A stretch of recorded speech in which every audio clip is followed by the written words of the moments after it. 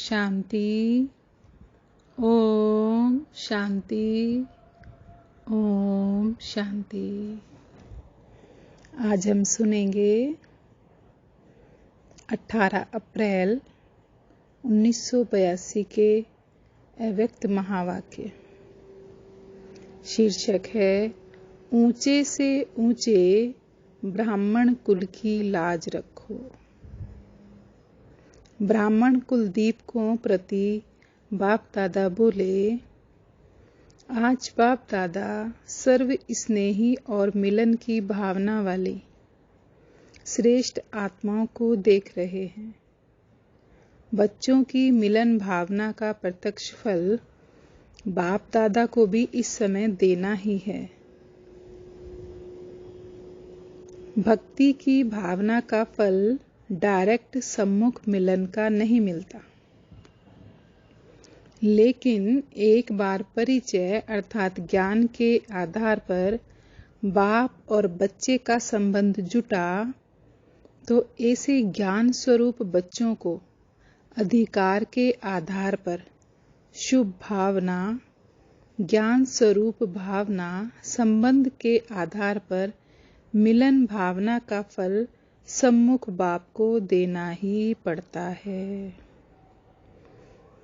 क्या कहते बाबा कि भक्ति में सम्मुख मिलन का फल नहीं मिलता किसी को, लेकिन जब एक बार परिचय हो जाता बाप और बच्चे का तो फिर तो बाप को सम्मुख आने का अधिकार बच्चों को देना ही पड़ता है। तो आज ऐसे ज्ञानवान मिलन की भावना स्वरूप आत्माओं से मिलने के लिए बाप दादा बच्चों के बीच आए हुए हैं। कई ब्राह्मण आत्माएं शक्ति स्वरूप बन, महावीर बन, सदा विजयी आत्मा बनने में व इतनी हिम्मत रखने में स्वयं को कमजोर भी समझती हैं, लेकिन एक विशेषता के कारण विशेष आत्माओं की लिस्ट में आ गई हैं। बाबा क्या कह रहे हैं कि कौन सी विशेषता? कि हर बच्चे में एक विशेषता ऐसी है जिसके कारण कोई चाहे कमजोर भी है लेकिन वो भी विशेष आत्माओं की लिस्ट में है। कौन सी विशेषता? सिर्फ बाप अच्छा लगता है, श्रेष्ठ जीवन अच्छा लगता है। ब्राह्मण परिवार का संगठन निस्वार्थ स्नेह मन को आकर्षित करता है। बस यही विशेषता है कि बाबा मिला, परिवार मिला, पवित्र ठिकाना मिला, जीवन को श्रेष्ठ बनाने का सहज सहारा मिल गया।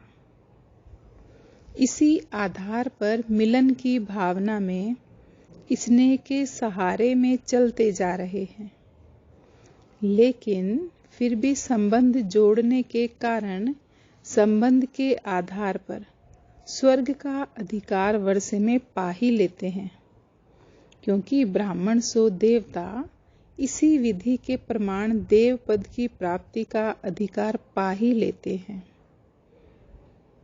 सतयुग को कहा ही जाता है देवताओं का युग। चाहे राजा हो चाहे प्रजा हो, लेकिन धर्म देवता ही है, क्योंकि जब ऊंचे ते ऊंचे बाप ने बच्चा बनाया तो ऊंचे बाप के हर बच्चे को स्वर्ग के वर्षे का अधिकार, देवता बनने का अधिकार, जन्म सिद्ध अधिकार के में प्राप्त हो ही जाता है। क्या कहा बाबा ने? ऊंचे ते ऊंचे बाप ने जब अपना बच्चा बना लिया तो फिर देवता बनने का अधिकार, स्वर्ग के वर्षे का अधिकार क्या बन जाता है? जन्म सिद्ध अधिकार बन ही जाता है। ब्रह्मा कुमार और ब्रह्मा कुमारी बनना अर्थात स्वर्ग के वर्षे के अधिकार की अविनाशी स्टैंप लग जाना। सारे विश्व से ऐसा अधिकार पाने वाली सर्व आत्माओं में से कोई आत्माएं ही निकलती हैं। इसलिए ब्रह्मा कुमार कुमारी बनना कोई साधारण नहीं समझना। ब्रह्मा कुमार कुमारी बनना ही विशेषता है और इसी विशेषता के कारण विशेष आत्माओं की लिस्ट में आ जाते हैं। इसलिए ब्रह्मा कुमार कुमारी बनना अर्थात ब्राह्मण लोक के, ब्राह्मण संसार के, ब्राह्मण परिवार के बनना।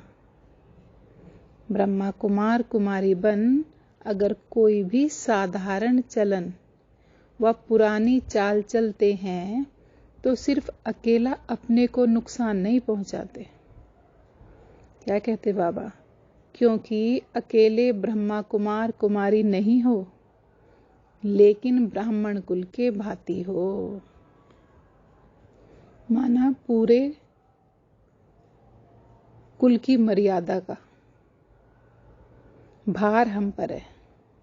ऐसे नहीं समझना केवल मैंने कोई साधारण चलन चल ली, कोई पुरानी संसार वाली पुरानी चाल चल ली, है ना, कोई फर्क नहीं पड़ता। पूरे कुल को हम क्या कर देते हैं? बदनाम कर देते हैं।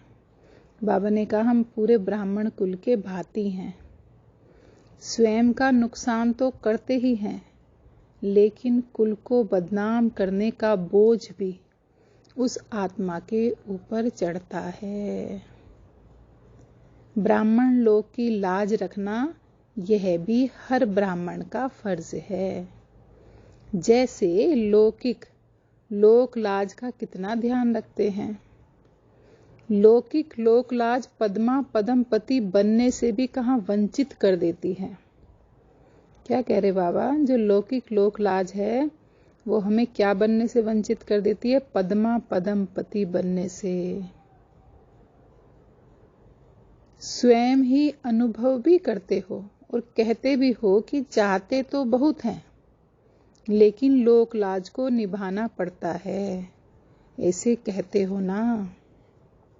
बाबा पूछ रहे, कहते हो ना ऐसे ही? जो लोक लाज अनेक जन्मों की प्राप्ति से वंचित करने वाली है, वर्तमान हीरे जैसा जन्म कोड़ी समान व्यर्थ बनाने वाली है, यह अच्छी तरह से जानते भी हो, फिर भी उस लोक लाज को निभाने में अच्छी तरह ध्यान देते हो, समय देते हो, एनर्जी लगाते हो। तो क्या इस ब्राह्मण लोक लाज की कोई विशेषता नहीं है? क्या कह रहे बाबा? उस संसार की लौकिक लोक लाज को निभाने में अपना समय, एनर्जी सब कुछ लगाते हो। तो क्या जिस ब्राह्मण कुल के तुम बने हो, क्या इसके लोक लाज की कोई विशेषता नहीं है? उस लोक की लाज के पीछे अपना धर्म अर्थात धारणाएं और श्रेष्ठ कर्म याद का, दोनों ही धर्म और कर्म छोड़ देते हो।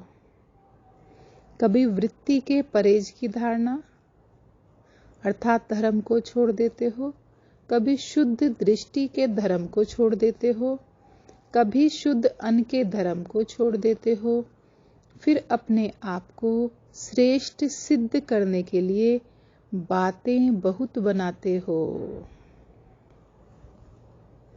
क्या कहते? करना ही पड़ता है। थोड़ी सी कमजोरी सदा के लिए धर्म और कर्म को छुड़ा देती है। जो धर्म और कर्म को छोड़ देता है, उसको लौकिक कुल में भी क्या समझा जाता है? जानते हो ना? यह किसी साधारण कुल का धर्म और कर्म नहीं है। ब्राह्मण कुल ऊंचे ते ऊंची चोटी वाला कुल है। तो किस लोक व किस कुल की लाज रखनी है? बाबा बच्चों से प्रश्न पूछ रहे हैं। बताओ कौन से कुल की लाज रखनी है? और कई अच्छी अच्छी बातें सुनाते हैं। मेरी इच्छा नहीं थी, लेकिन किसी को खुश करने के लिए किया। तो देखो बाबा क्या कहते हैं, क्या अज्ञानी आत्माएं कभी सदा खुश रह सकती हैं? उस दुनिया में देख लिया ना सबको, देखा कभी कोई रहा कि हमेशा खुश हो जाए हमसे? तो बाबा क्या कह रहे, क्या अज्ञानी आत्माएं कभी सदा खुश रह सकती हैं?